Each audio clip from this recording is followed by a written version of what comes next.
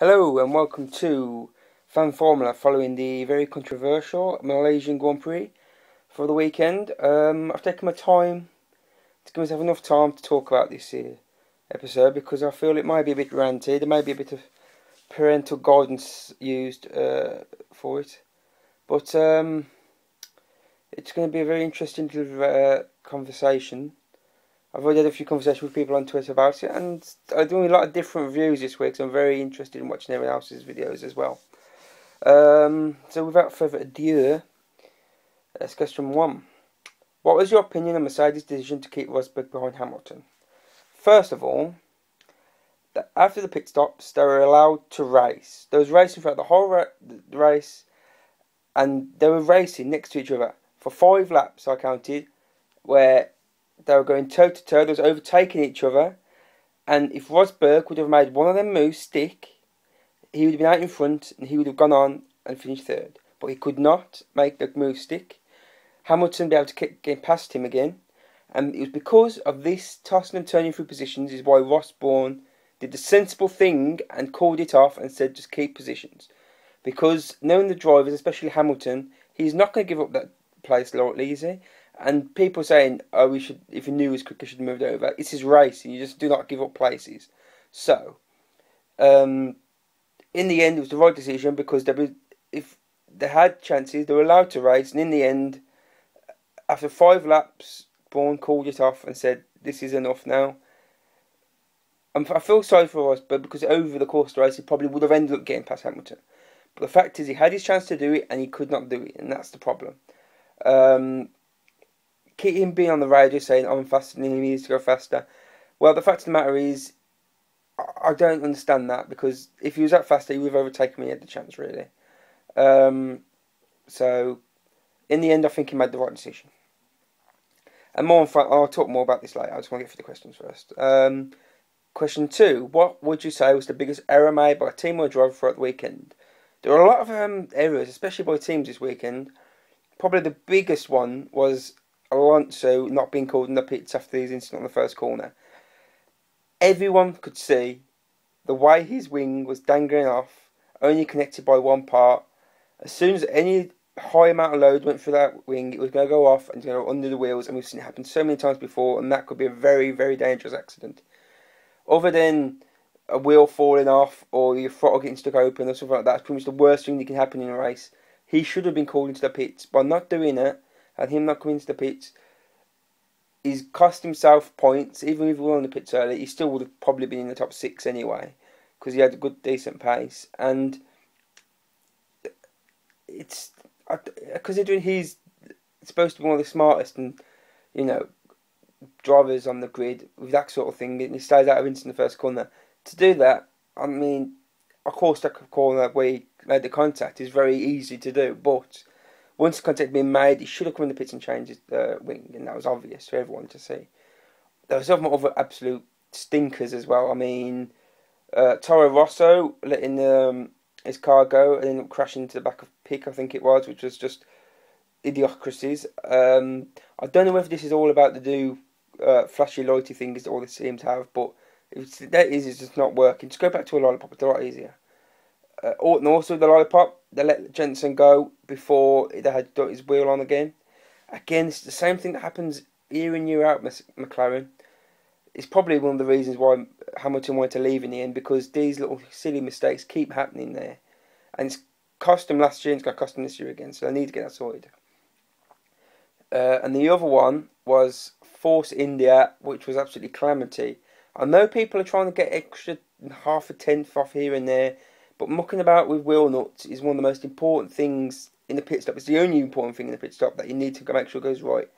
The fact that they didn't figure out nothing was wrong with it until the race means, well, I don't know what happened there. I mean, of course, there's a lot of load going through those tyres, especially that wheel in this race. It's quite hard on the tyres through certain corners, and the humidity as well. So, have that and have to try both cars, especially at one stage you got a hammer out. I mean, he was hammering his nuts to try and get the car out. I mean, not often.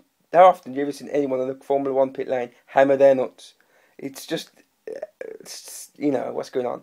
And that was in for some good points. I mean, they could have probably got 5th and 6th easily, because they've got some good pace, and It's very disappointing for them because this early part of the season, where they're ahead of the McLarens and the Saubers and the Williams, they've got to utilise this pace.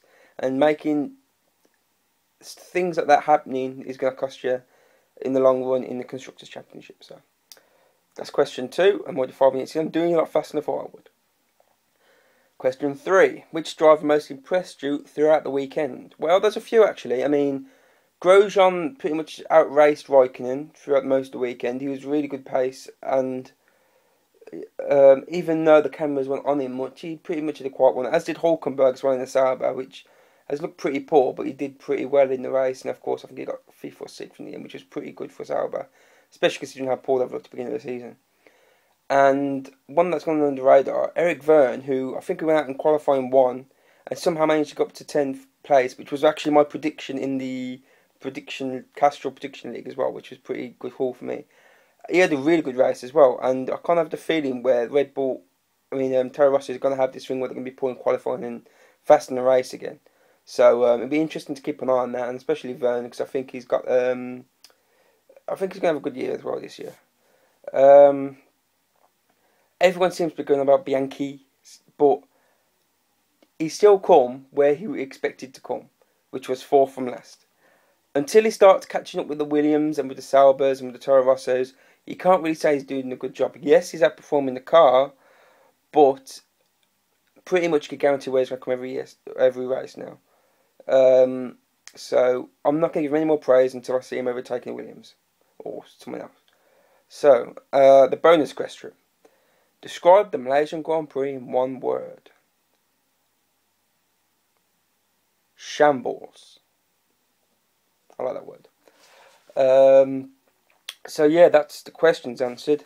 But of course there was the big other controversy in the race, which was the whole Red Bull malarkey at the front of the grid. Now, let me just first off by saying, being a Williams fan and a McLaren fan mainly, throughout the 90s and the early noughties, I hated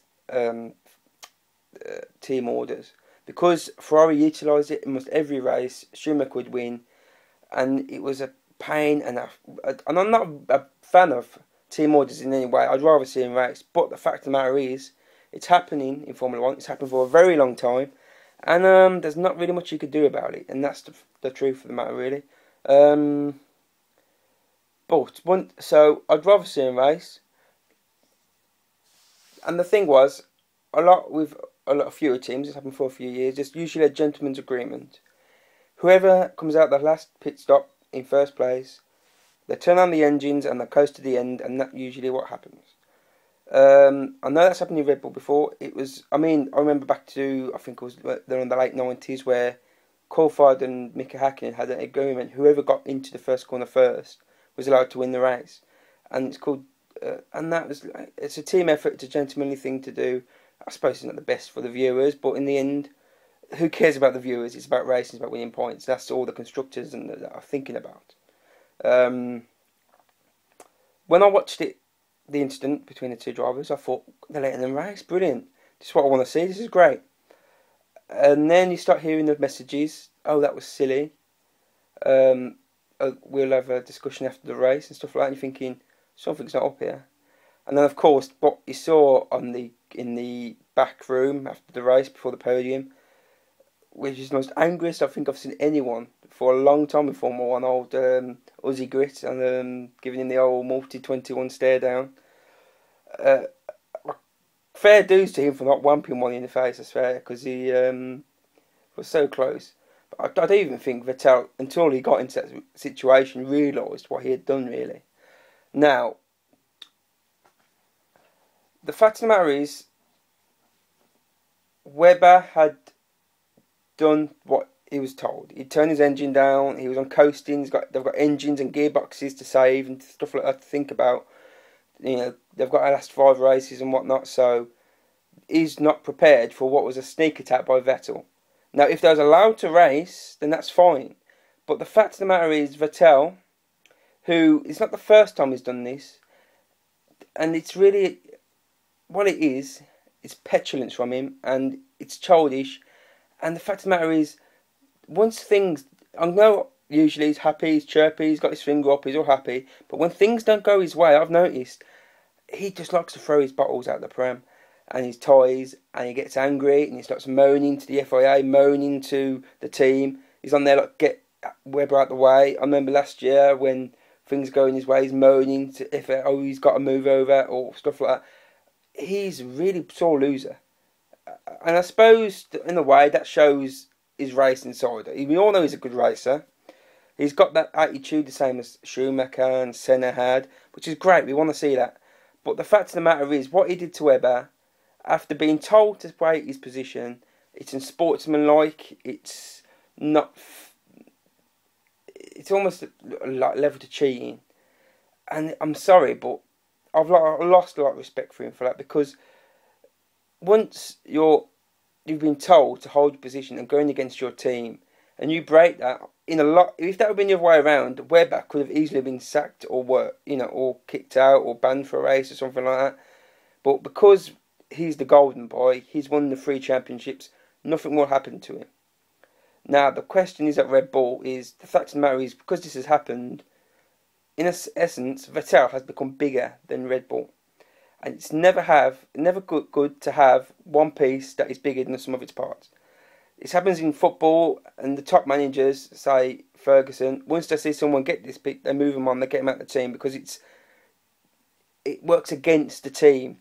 And what you've got now is a position where, in the short term, he's got an extra 7 points, yes, and in the end of the season, if he wins by that, then everyone would say, well done, he got the championship done, he did it by any means possible. But the fact of the matter is now, he's got a teammate who's out to get him, he doesn't really want to know him, and to be fair, look, they've got 3 weeks to try and patch this up, but considering the amount that Red Bull did last year to keep him at Red Bull, because Ferrari were asking him for him, offering him the drive, they got him in early, they signed him up, and they obviously made a few promises towards him to keep him there, because the Ferrari at that time wasn't the best, but it was making improvements.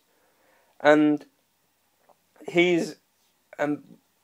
Mark is the type of, will he hold a grudge?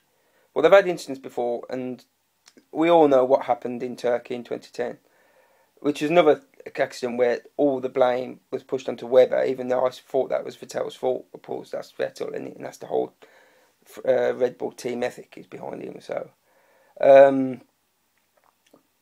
but what happens now if Webber is winning the race and towards the end of the season, and Vettel needs to pass him to get them extra points? Will Webber move over? We don't know. So, and the very fact that there was rumours that Webber was going to quit Red Bull and quit racing, which, considering it's Mark Webber as well, which he's not a quitter, but even the fact that he considers it tells you his state of mind, how he feels in that team at the moment. And yeah, so this is going to really do damage towards the Red Bull in that team at the moment. I mean, you could see things like maybe they weren't passing information between each other, lack of cooperation, maybe certain things have to be changed around, and even I haven't considered, the fact that maybe someone up there in the top of the team might even lose a job over this, because it depends where the owners and the top dogs see it, really. But this is not a good situation to be in for them, and this will really count against them in the championship long haul. So yes, we all want to see racing, but the fact is that team orders is in Formula 1, and they've got to be respected. And if you do not respect team orders, then, well, it's just petulance and ignorance towards your own teammate, I suppose. But of course, Seb has got his legions of fans and his Seb army behind him, and they'll follow him through thick and thin. But all I'm saying is, if that was Jensen who done that, I'll be really ashamed. And I'm not quite hypocrite, because I've blasted my own, Aston Villa, I know I'm a fan. I've gone into it and blasted my own players for things like diving and that, because nothing annoys me more in sport than unsportsmanlike conduct, which is what Vettel has achieved the other day. So I'm sorry that was a bit of a rant, and I hope I've got my point across. But and I know it might piss a few people off, but it's nothing to do with it's just my opinion, and that's all we are here to do, is share our opinions. So, after all that, I hope we can still be friends. But it's a very interesting point, and it's something that, and people saying that Vettel should be banned or something like that, that's just stupid, because it's nothing to do in the rules and that, so that's just idiocracies. So, I hope I've covered everything anyway, and I hope I've got my point across, and I actually do hope that Vettel and Webber kind of can see eye to eye. I know, but the whole situation is after sour. No, I bet Bernie's laughing his head off because more publicity, and you'll try and stir it up a bit more as well. Which, does anyone even care what Bernie says anymore? Because he just comes out with stuff. All he cares about is getting more money and more sponsorship and more interest in Formula One. So, but yeah. So, and the quick last thing as well. My competition from last week. Thanks for all your entries. Nobody got the exact number, but 2 people were very close. The number of Biffy Clyro's song titles I got into my video was 12. So Simon got 11 and Tasha got 13. So you've both joint winners of the prize. So congratulations to you. All you got to do now is get to Birmingham to pick them up. So, yes. That was a very interesting and one of my longest ever rants on Formula 1. So, hopefully, I'll see you soon. Sayonara, guys, because I know you didn't do it today, Tash, because you're too angry. So, and goodbye.